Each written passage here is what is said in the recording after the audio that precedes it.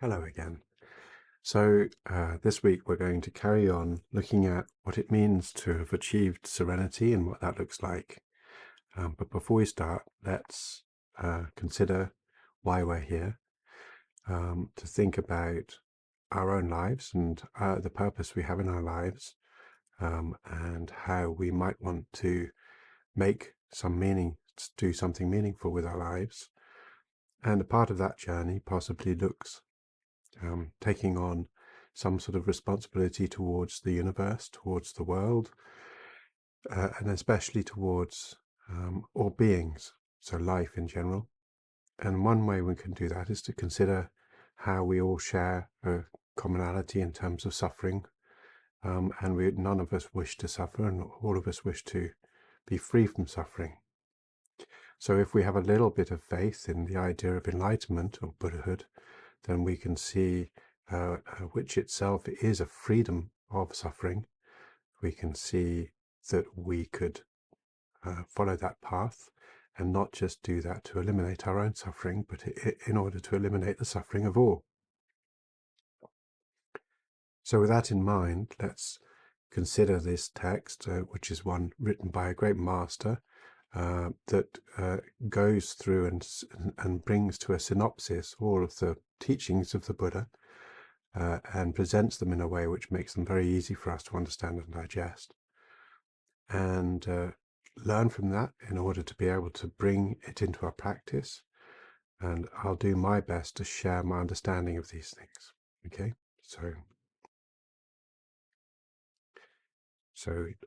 honestly, let's try our best to make use of this rather than just listen to the words or think, Ben's, comparing or contrasting things, is to think, how actually can I use this? How can I make this a part of my practice?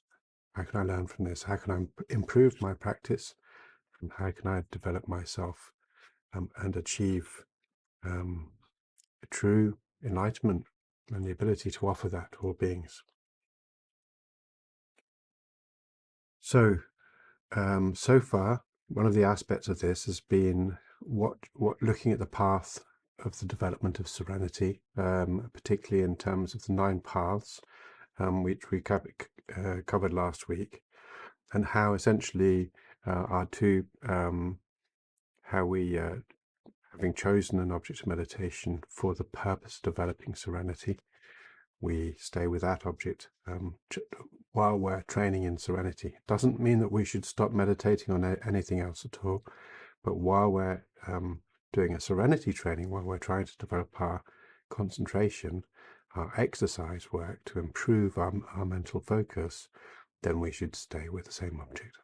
But we should still be meditating on compassion, on loving kindness, on impermanence, on karma, and so on. So these are not like we put them to one side. We should still be considering them, meditating upon them, developing them.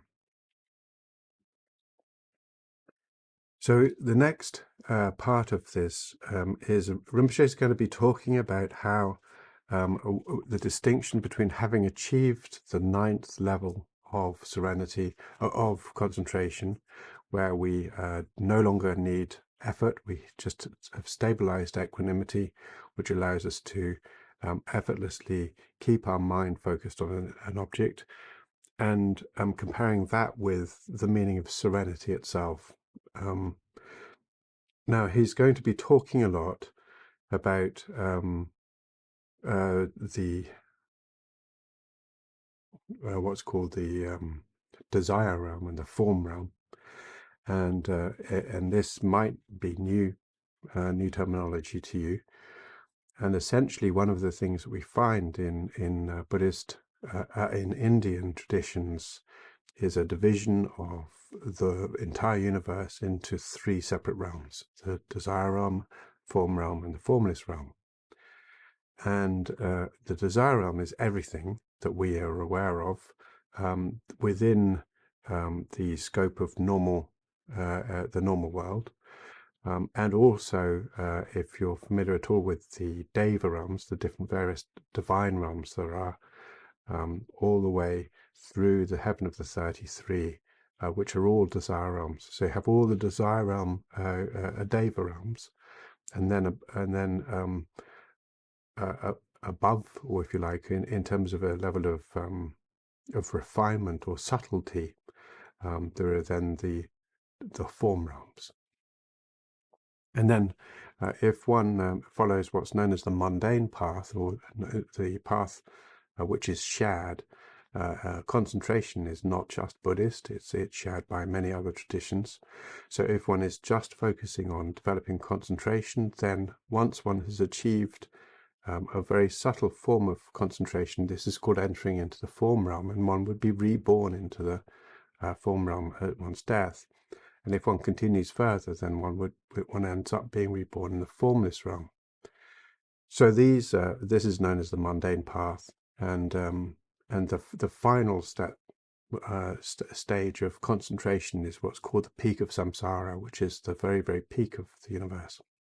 So some of this is metaphysics and very hard to relate to immediately, and that's okay. But what we want to do is to talk about what's essentially a substantive change in terms of the way in which we perceive the world from the point at which we leave the desire realm in terms of our mental levels, our levels of concentration, or our mental abilities, where we leave the desire realm and we enter into the form realm. And the reason why this is important to us is that the form realm is only accessible through concentration, through this practice that we've been talking about the last few weeks, and as is the formless realm, and the transition from desire realm to form realm in terms of the level of mental concentration happens if one continues at the 9th level, this equanimity, this a very, very refined concentration, and then one enters into the form realm, into the first level of the form realm. And this is what Rinpoche is going to be discussing. So in fairness, and not surprisingly, I guess, a lot of this is, I don't have any experience of it. So I'm just going to have to trust Rinpoche on this. I can't really say, yes, I know what this is like. But he is relying himself upon Kamala Shila, who wrote the book on this, as well as the sutras. Buddha himself achieved, before he became a Buddha, before he achieved enlightenment, he attained the form realm, and it's well documented. So there's nothing specifically Tibetan or strange about any of this at all. So I'll do my best, and it might be a little bit strange, and I'll do my best to try and keep it real, if you like, in terms of stuff that is useful for us. But what we need to know is that essentially we're still needing to work on training our mind, and then maybe later on, once we've trained our mind and become very good able at concentrating, then we might have some insight, some practical insight, and this might be of some value.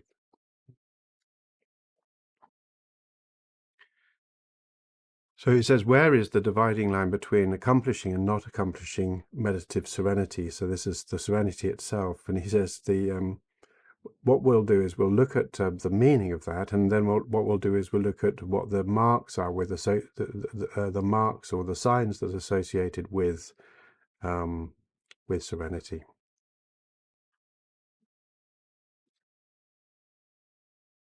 So he says, once we've actually engaged in the practice, as explained so far, and sustained them and actually managed them, what we'll find is we've gone through the 9 various different mental states as depicted, and they will arise in sequence. And then after some time, some experience, and quite a bit of exercise practice, we'll be able to achieve the 9th state. At this point, we're able to just remember to meditate for long sessions without any laxity or a lack of clarity or brightness or visibility, and there's no distraction, there's no excitement whatsoever. So we're able just to sustain our concentration for indefinitely. I mean, 4, 5, 6, 7, 8 hours with no problem at all. So he says that at this point we haven't achieved a concentration which is spontaneously focused. We don't need to put much effort into it at all. We don't, once we're in it, once we've engaged in the meditation, we don't need to resort to effort to continue continue with our mindfulness, and mindfulness naturally arises.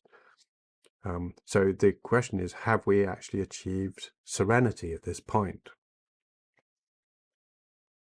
And it says, even at the achievement, once we've achieved this level of concentration, it is not the case that we have achieved pliancy. So pliancy is an aspect of a quality of the mind and body that arises subsequent to the ninth level. And he says, while pliancy is not, well, we're going to talk about what pliancy is. While pliancy is not achieved, then this is an approximation of serenity, not serenity itself. We're very close to serenity, but we're not yet there.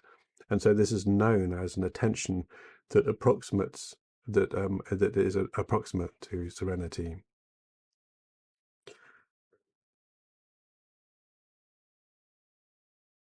So he cites a sutra, Unraveling the Meaning. He says, when a bodhisattva directs intention inward and focuses on the mind, then this attention, what is this attention called? For as long as physical pliancy and mental pliancy are not achieved. He says this is not serenity. You should say that it's associated with the aspiration to achieve serenity, but it's not yet serenity. And then in the Ornament of Mahayana Sutras of Maitreya, it says there is this non-application which arises at the ninth level, and then after that, upon achieving great pliancy of the body and mind, we are then said to have attention. So he says, Rinpoche says in this case that attention is referring to serenity, and he'll explain this below a bit later. And he says again, Kamalashila says very clearly that we must achieve both pliancy and the freedom to stabilize on the object of meditation in order to consider ourselves masters of our minds.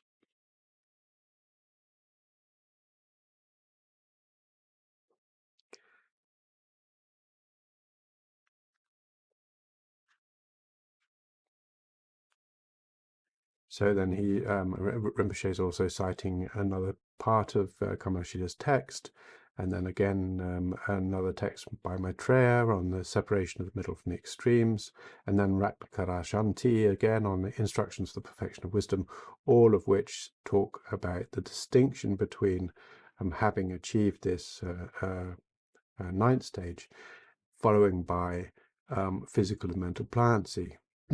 And he says, in this last one, the Ragnakara Shanti says, until pliancy arises, then this is an attention that approximates a serenity, but when it does arise, then it becomes serenity. So the question is, well, which of these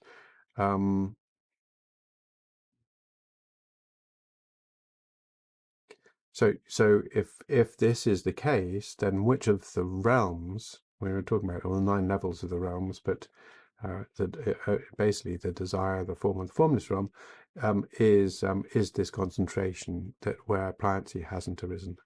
And it says it's actually in the desire realm. It's the tail end of the desire realm.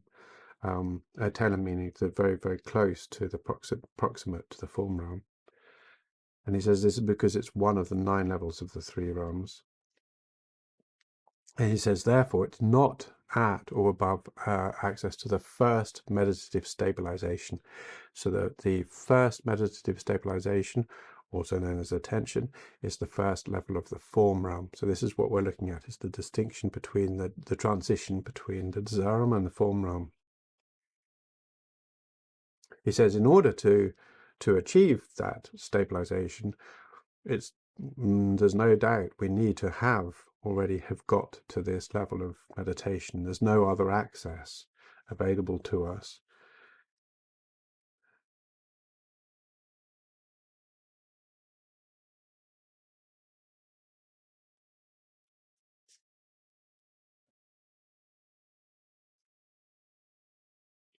So it says it's not presented as a level of equipoise because at the time there is still the lack of it's not free from a lack of regret or delight and bliss and pliancy. So one of the aspects of this we've talked about before is regret comes in later on a little bit. There's a little bit of sort of regret or remorse in terms of once we've achieved this concentration, we're slightly like, well, why didn't we do this so much earlier? Because there's a huge amount of liberty that we have suddenly, this freedom, this ability to control our minds. So we sort of look at our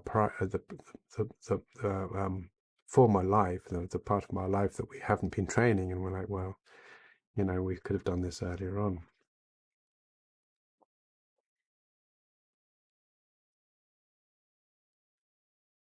So it says, without this pliancy, then even when mindfulness is not continually maintained, we can still automatically become non-discursive. We can integrate this with all our practices, so we're able to, it's not just on the cushion, we're able to use our mind freely. And we have this single point, incredibly powerful single-pointed mind. So he says, well, okay, well, then fair enough. So then how do we actually achieve pliancy? And once we have it, how does that then lead to serenity? He says, pliancy is this serviceability, it's this quality of our body and mind due to this lack of dysfunction in our mind. Because we've managed to refine our focus so far, there's no more chance of dysfunction, mental dysfunction.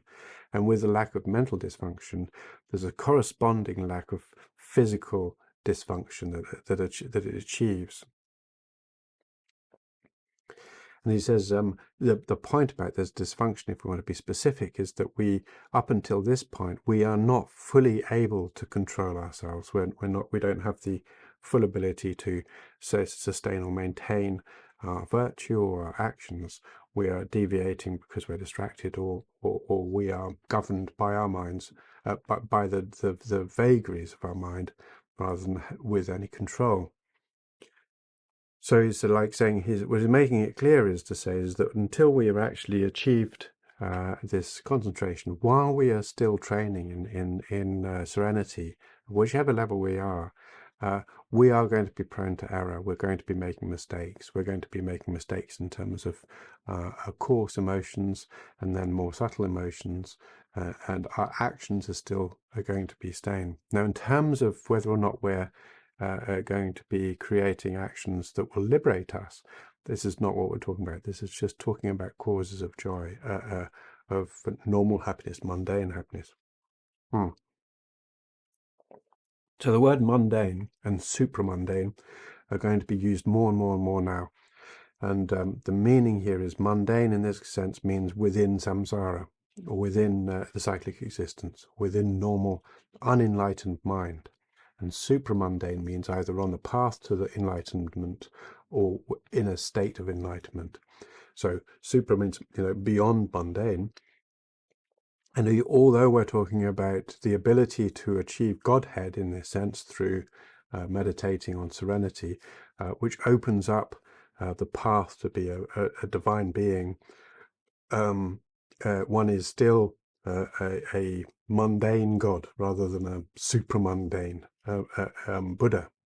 So this sort of thing within Buddhism is gods aren't the final, at the end of things, we can actually say, no, your gods are still, devas are still bound to samsara.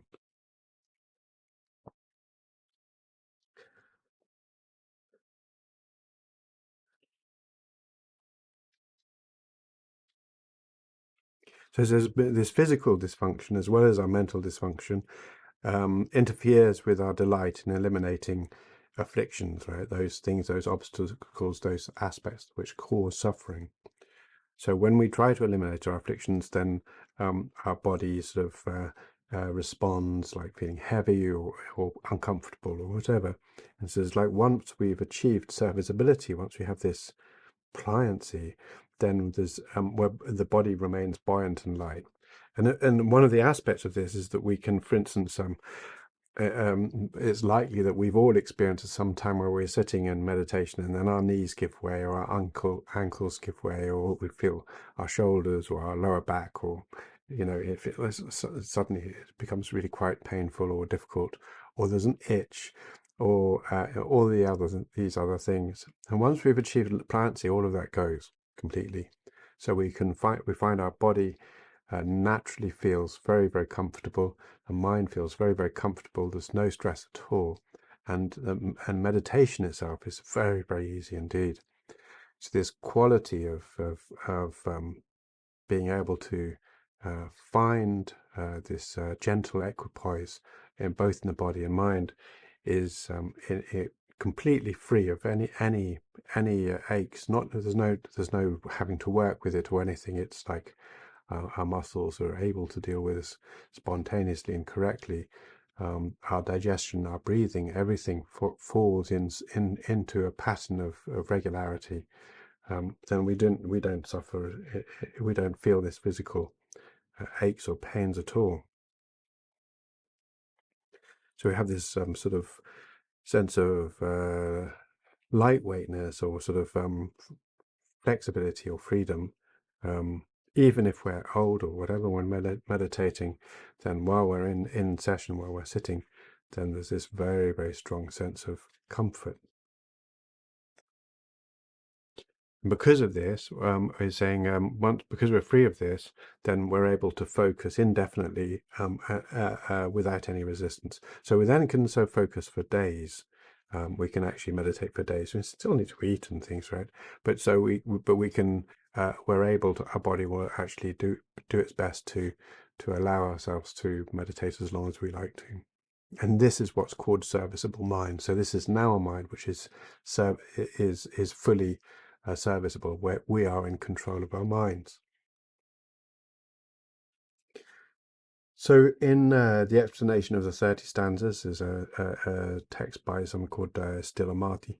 Then the serviceability of the body is that where there's a sense of buoyancy or lightness in our physical actions. The mind is this sort of cheerfulness and lightness in the mind, and the ability to engage in perfect attention. And he says, once we have this quality, then we can focus on the object of meditation without any resistance, and this is known as serviceability.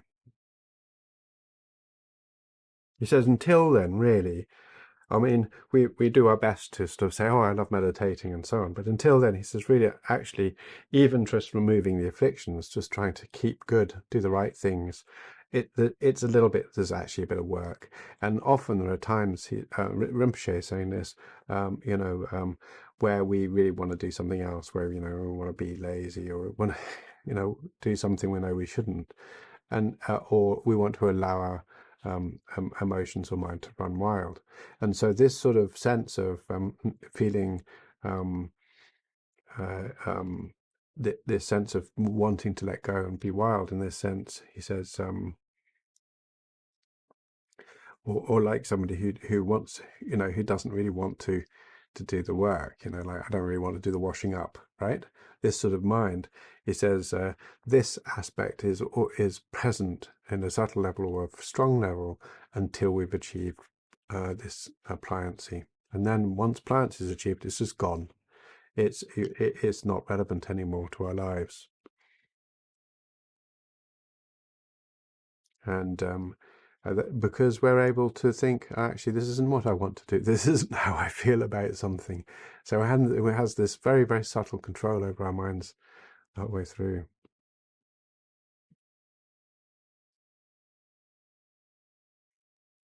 And he says it's interesting. He says, because actually this serviceability, the beginning of pliancy actually begins to work as soon as we start training. We just can't notice it. So because we're governed by our existing afflictions and so on, but the seed or the ability for us to begin to start thinking about saying, actually, do I want to do that? starts as soon as we train. So it's not as if it's a switch coming on. It's actually it's like underneath when we're doing in the gym, we're developing muscles. We might not see them or feel them, but we're already beginning to start getting our mind and body into a state which is going to benefit from it. But once we've worked through all the crud that we've sort of got, all the knots and the aspects of our mind which we find resistant, when we've actually managed to pierce through them, then this pliancy reveals itself in this sort of sense.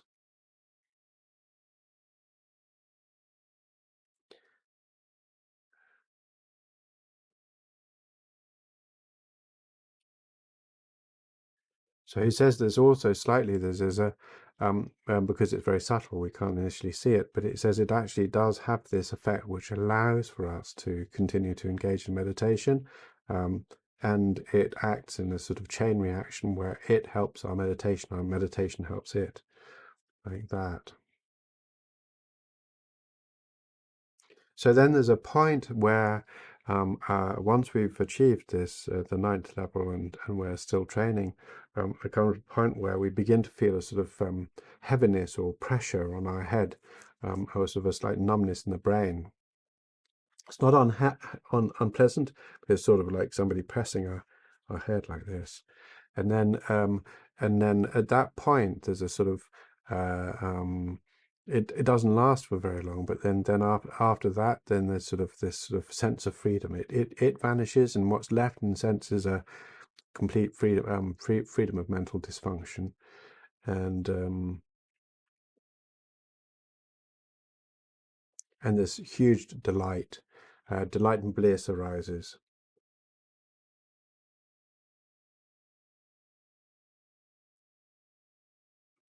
And as well as that, there's this energy, this sort of sense of energy, or empower, sort of great empowered, sort of flexible energy ripples through our body completely. At this point, then, that we're free of this physical dysfunction, we're able to sit and meditate for as long as we like. I mean, literally days, and our mind is able to sustain at that point. So it says once this has saturated the body, there's a sort of experience as being filled with this power of being in control, of have this serviceable energy.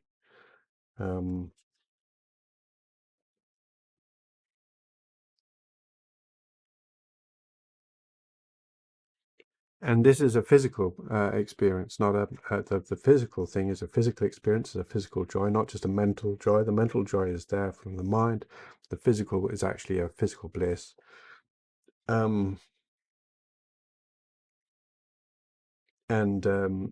there's a great sense of delight and well-being, a real sort of sense of exceptional pleasure.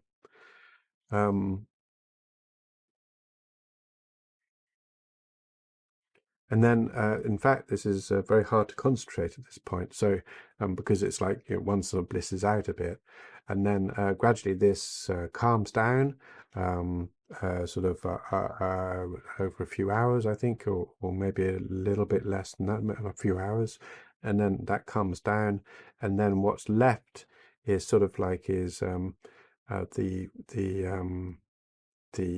initial occurrence of this pliancy sort of becomes more subtle.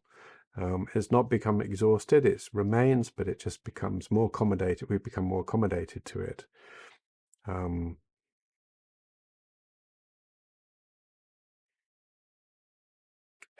what's left is a sort of almost sort of just a background joy or bliss, and this is the pliancy revealing itself. So that, and then that remains while we are conscious.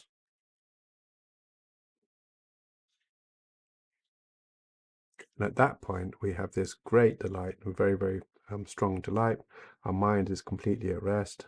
We have achieved serenity indeed. And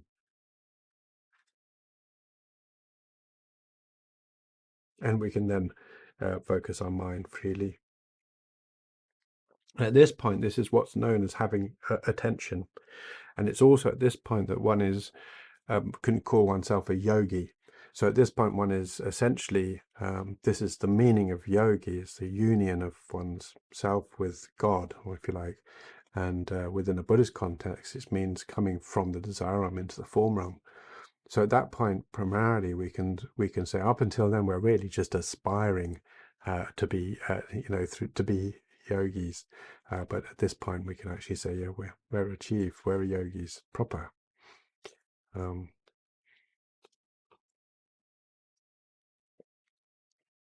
So yogi is somebody who does yoga, right? Yoga means union, join. So what we've done is we've actually achieved the form realm.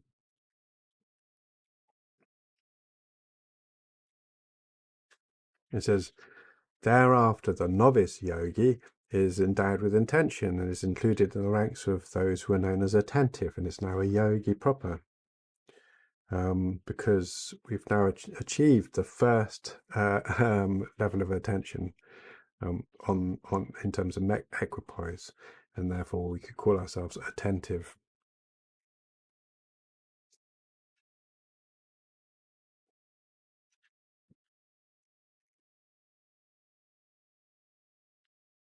So he says, okay, so what are these marks and signs? And he says, first of all, the mind is now it belongs to the form level, which we've just said. There's a physical pliancy, this freedom from the body from being able to act as an obstacle while we're meditating. Mental pliancy, you have full control over it. And this one-pointedness of mind, this full focus. Not only that, we now have the ability to purify our afflictions through either through the path of distinguishing between calmness and coarseness, or the path that leads to liberation of basically by reflecting on and analyzing on the Four Noble Truths.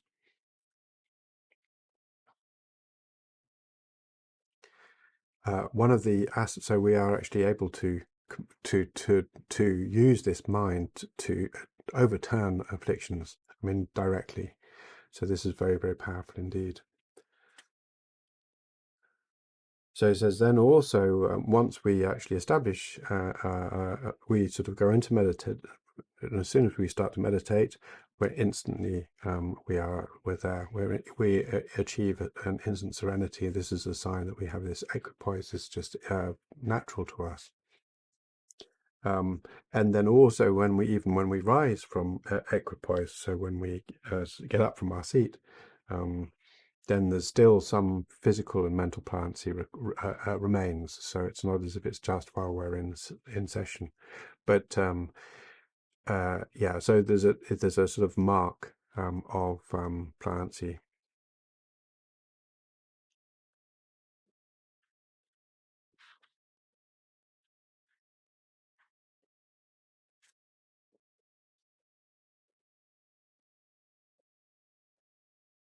So he says, once we've got this and we have this quality, then the path of serenity itself is very easy for us to continue to purify it, because what happens is the coarseness, what's called there's calmness and coarseness, which is the mundane path of increasing the power of our concentration. So when we look at this in terms of the mundane path, the meditators who work on focus recognize the how to actually become to allow the mind to become more and more subtle, more and more focused. And so this is where you go through the first and second, third and fourth concentrations until you have an incredibly subtle, an incredibly powerful concentration. And then one enters into the formless realm and goes through those as well. So I think there are four of those. So these sort of levels of focus are the path, are actually the path to progress to the peak of samsara in terms of the mundane path. And so the way in which they're depicted within Buddhism is calls it the path of calmness and coarseness, like that, because one sees what's coarse and one's able to put it to one side and work on what's calm, like that. Whereas generally, actually, once we've achieved serenity, then we can apply that to the Four Noble Truths, to specifically emptiness and bodhicitta, and one can very swiftly have direct insight into the nature of reality. And at that point, one becomes an Arya being, and one becomes enlightened.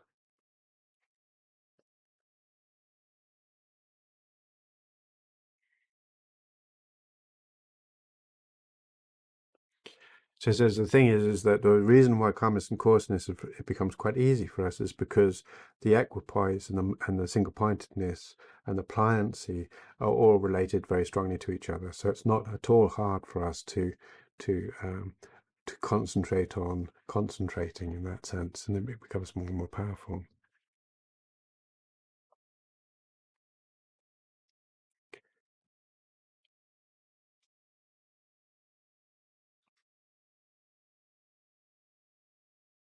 So one of the questions is, okay, so when within the Mahayana there are 5 paths. We've talked about this before, and like you find it in things like the Heart Sutra, where we have Gate, Paragate, Parasamgate, Bodhi, right? These are the 5 paths.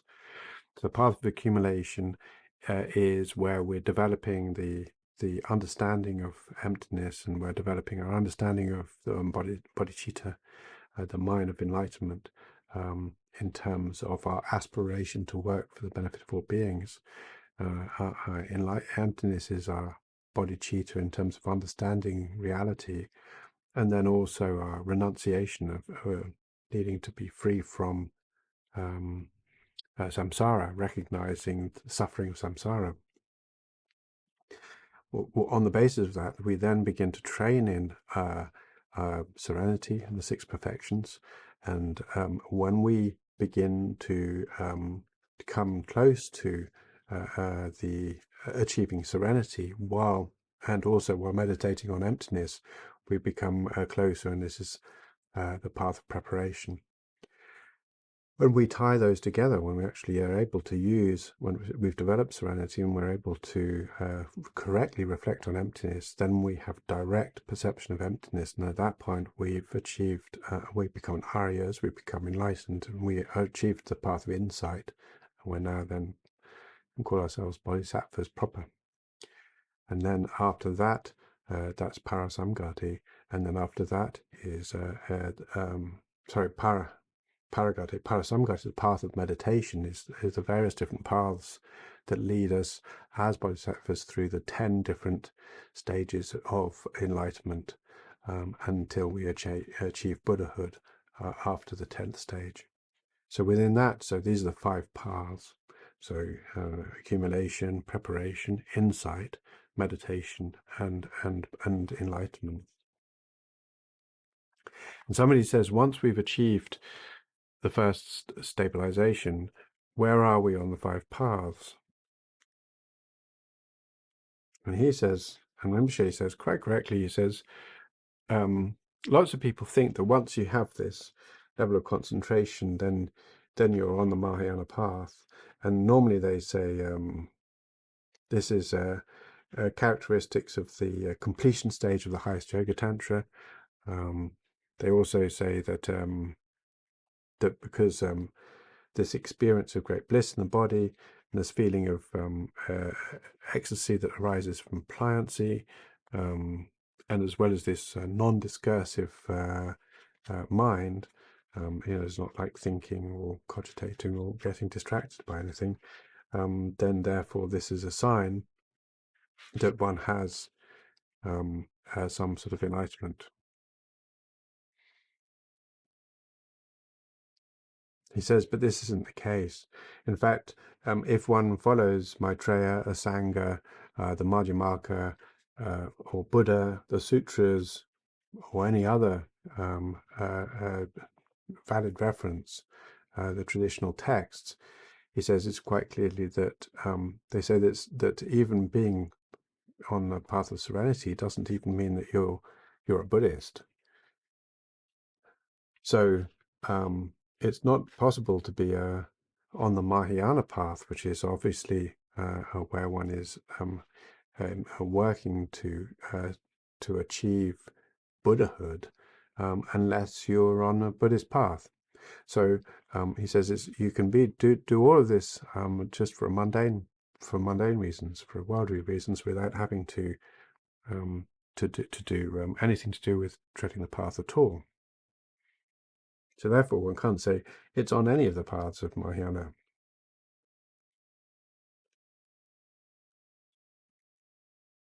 And he says essentially, non-Buddhist sages, yogis who are non-Buddhists, they also use exactly these methods. They use precisely these methods to free themselves from attachment, and end up in the level of one of the levels of the formless realms.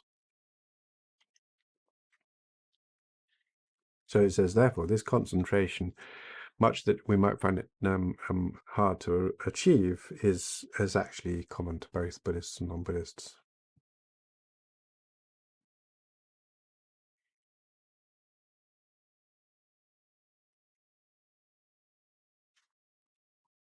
And so he says, just to be clear, since you asked about which path it's on, which the Mahayana paths, it says, if we have an understanding of selflessness, and if we understand cyclic existence, we understand samsara and the Four Noble Truths, and we have this great wish to strive for liberation and correct liberation from samsara, then it's the path of liberation, and therefore it's shared with all Buddhists.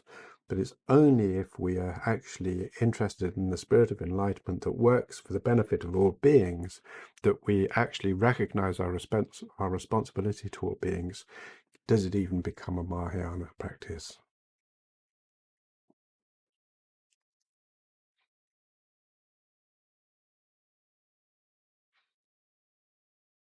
So it says even within all the different Mahayana traditions, he says, if we look closely, we can see very clearly, especially from the traditions that arose from India, that even while they may have inconsistencies, like the Chittamatri Madhyamaka emphasis on mind is distinct, he says there's no inconsistency regarding serenity and insight.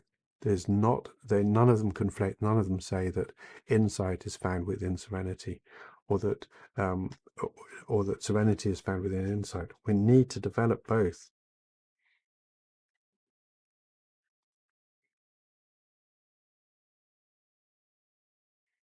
And this is why Asanga and others have said, and Kapanashila and many others have said, that we accomplish serenity through the stages of the 9 mental states. That's how we accomplish it. It's a set of work. It's a basic exercise we do. We put our minds to it, and we work at developing serenity. And yet, everybody talks about how to train in insight using completely different methods. So it's not as if they say, oh, well, in order to achieve insight, then just do the 9 steps of serenity. So this shows clearly that there's a distinction to be made between developing serenity and developing insight.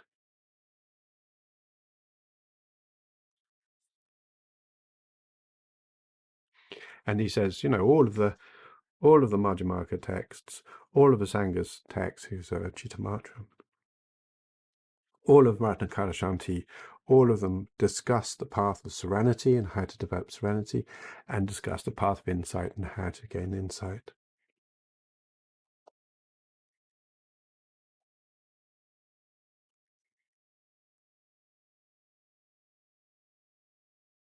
So some people say, well, look, hang on. We understand that if there's this amazing clarity and presence of clarity in our concentration, that is serenity. But when there's no discursive thought, then it's concentration on emptiness. And he said, if you're referring to concentration on emptiness as being the practice of actually meditating on insight, having achieved it, then we agree. But I don't think that's what you're trying to say. We develop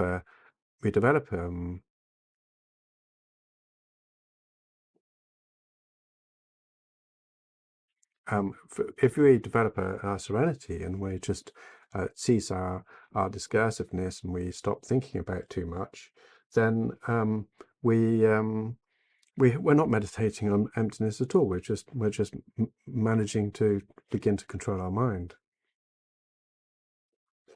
And someone else says, well, what about if but it doesn't matter if I understand the sort of the philosophy of stuff. It's like if my mind is focused on thinking on nothing at all and not analyzing anything, then that is concentration on emptiness. And he said, in which case we again have to come to the conclusion that really serenity, the path to serenity, is the same as the path to insight. And in fact, all of the things that are written about developing serenity are about developing insight. Because once we've set on our path of serenity, once we've gone beyond the second or third stage of the 9 stages of the path, there's no more conceptual thought going on. There's no more sort of discursive, this is this, this is that. We're able to focus our minds, except for when we're needing to work on our mindfulness or on our vigilance. So most of the time, our minds, we're already entering into the flow of non-discursive thought. So what you're saying is, therefore, at that point, we'd have to say we're already meditating on emptiness, but we're not. We're just training our mind.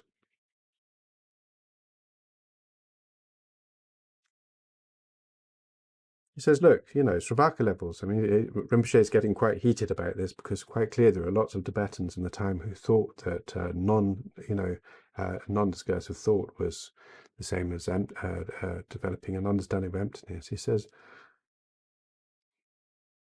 as Angus says, when we start working on serenity, then at this time we attend to the image without any discursive thought. It exclusively focuses mindfulness one-pointedly upon the object. There's no examination going on. There's no classification going on. No investigation. No pondering. No analysis. It's just the mindfulness, one-pointed mindfulness focus. And he says, the same text says this. It says, when we achieve serenity, signs, thoughts, secondary afflictions may appear manifest or become the object because of forgetfulness or the fault of habituation. But this, but these are the things we're removing. These are the things we're eliminating them. And as we do them, when we are free of those things, we are then able to settle in the absence of those objects, and we're able to achieve our serenity. So this is just serenity alone. It's not anything to do with enlightenment or developing insight. It's just essentially all we're doing is staying with training our minds. And he says, finally, Kamana Shila says, the nature of serenity is nothing more than a one-pointed mind. And it's a general characteristic of all meditative serenity.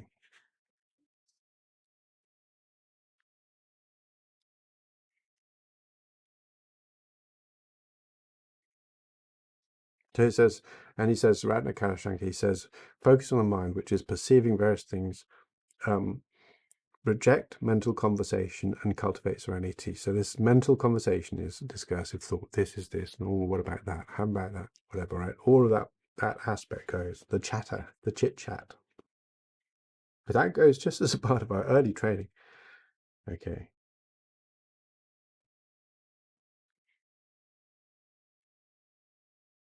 So it says, therefore, there's non-discursive awareness that meditates on emptiness, right? And there's non-discursive awareness that lacks even the slightest idea of emptiness. So it's not right for us to think that just because we have bliss and clarity and non-discursive awareness, that is somehow a meditation on emptiness. It's just not. So he says, look, I've only covered this a little bit. You really need to check out for yourself. Really do. You need to check this very, very carefully. But don't mistake concentrations that focus without discussion as being anything other than just serenity. There's nothing more there. He says to think that these actually cut the root of cyclic existence is just a mistake. He says if you don't really, really get down to the root of this, the nubbin of this, you're going to become a little bit convinced or convict or have this conviction that actually it does free you and it does not. He says this is, one of the differences between Buddhists and non-Buddhists is the idea non-Buddhists say non-discursive concentration leads to moksha, to liberation. And he says, but Buddhists don't agree with that. They say it does not. We're still bound to samsara. And after all, if we remember, Buddha was trained in serenity from previous teachers, and he recognized this very, very high level of, having actually achieved this very, very high level of concentration from these teachers, and he recognized that this was not liberation. He went out and he became liberated. He achieved Buddhahood, and then he was able to teach the path of liberation, the path of Mahayana. So if we forget where we're coming from, what Buddha was doing, it's very easy for us to get lost in terms of thinking, oh, this is moksha, this is liberation, this is freedom from samsara. It's a Buddhist text. So we're going to see it saying Buddhist things.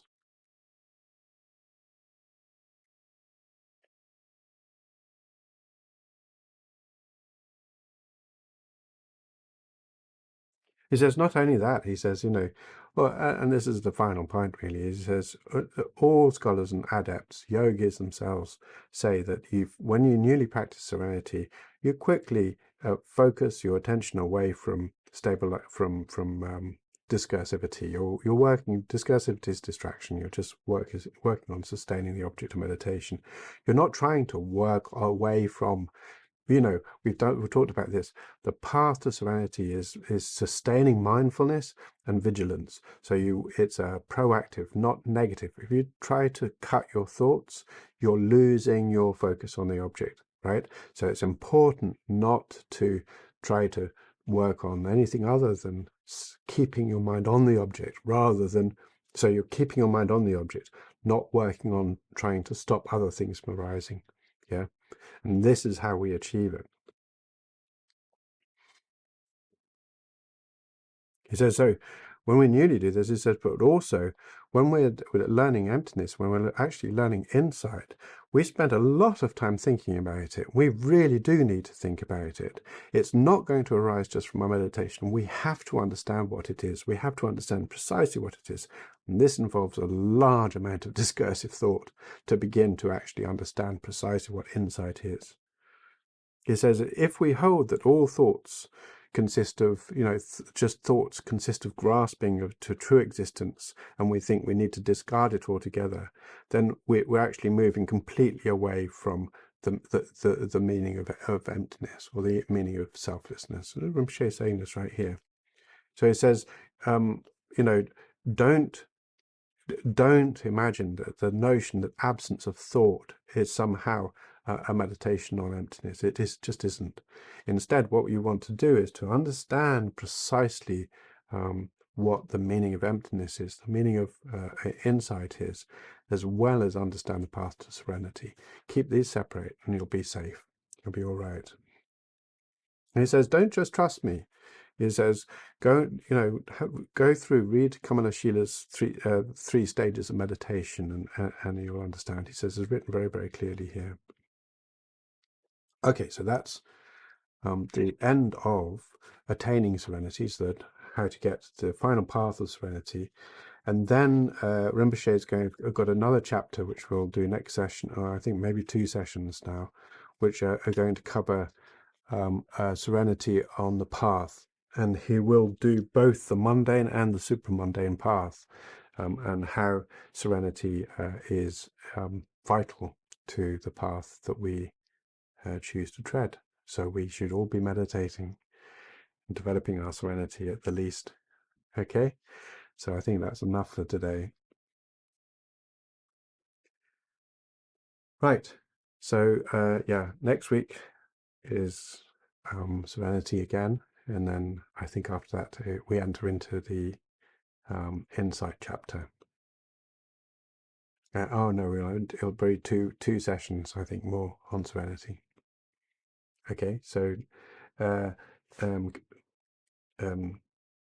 just traditionally, but also in terms of ensuring that whatever I've done, what we've done or thought about today or in this session, is we put our mind to say this is done in order for us to help our path on enlightenment. And the reason why we want to do that is because we care about and intend to benefit all beings.